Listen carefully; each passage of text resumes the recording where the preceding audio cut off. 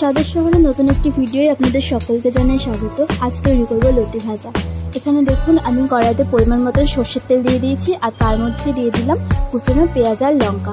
এটা ভালোভাবে লাল লাল করে ভেজে নেব। এটা ভাজা হয়ে যাওয়ার পর এর মধ্যে দিয়ে দেবো আগে থেকে থেঁতো করে রাখা আদা আর রসুন। আপনারা চাইলে আদা রসুন বাটাও ব্যবহার করতে পারেন। এরপর এই সমস্ত কিছু ভালোভাবে ভেজে নেব যাতে আদা রসুনের কাঁচা গন্ধটা চলে যায়।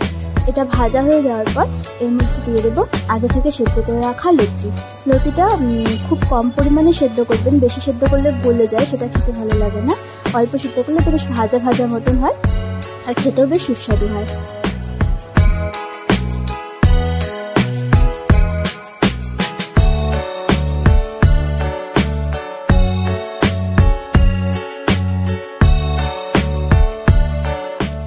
এরপর দিয়ে দেবো 2 চামচ নুন আর হাফ চামচ পরিমাণ হলুদ।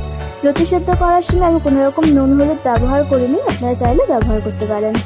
দেখুন নুন হলুদটা ভালোভাবে মিশিয়ে লো হিটে 5 মিনিটের জন্য চাপা দিয়ে দেবো।